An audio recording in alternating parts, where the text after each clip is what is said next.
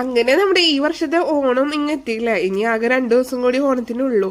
അപ്പൊ നമ്മുടെ വീട്ടിൽ വേറെ എന്തൊക്കെ ഫ്രൂട്ട് ചെയ്യുന്നുണ്ടെന്നുണ്ടെങ്കിലും ഓണത്തിന് എല്ലാവർക്കും കൊടുക്കാൻ പറ്റിയ ഒരു ഫ്രൂട്ട് ഈ ഒരു ഏത്തക്കായ തന്നെയാട്ടാ. അപ്പൊ ഇത് അത്യാവശ്യം നല്ല മൂത്ത് നിൽക്കണ്ടായിരുന്ന ഒരു ഏത്തക്കായ കൊലയാട്ടാ. അതിനോടൊപ്പം തന്നെ നല്ല വലിപ്പവും ഉണ്ടായിരുന്നു ഈ ഒരു കൊലയ്ക്ക്. അപ്പൊ ഞങ്ങളിത് 2 ദിവസം മുമ്പേ തന്നെ ഇങ്ങനെ വെട്ടിയൊക്കെ വെച്ചായിരുന്നു. ഇതിന്റെ മേലത്തെ 2 കായ പൊട്ടിയിട്ടുണ്ടായിരുന്നു. അത് പൊട്ടിയത് കണ്ടുകൊണ്ടാണ് ഞങ്ങളിത് 2 ദിവസം മുമ്പേ തന്നെ ഇത് വെട്ടിവെച്ചത്.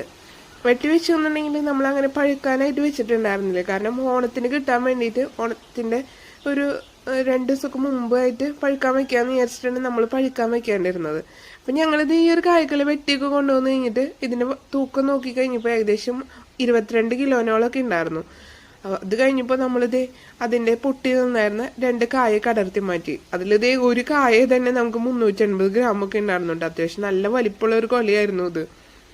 അതിനുശേഷം നമ്മൾ ഇതാ ഇന്ന് രാവിലെ ഈ ഒരു കായ്ക്കൊലയ്ക്ക് എടുത്തു കഴിഞ്ഞിട്ട് ഇത് ഓരോന്നും ഇതുപോലെ തന്നെ പടലകൾ സെപ്പറേറ്റ് ആക്കി കഴിഞ്ഞിട്ട് ഒരു സ്ഥലത്തേക്ക് കൊടുക്കാനായിട്ട് വെക്കാട്ടാ.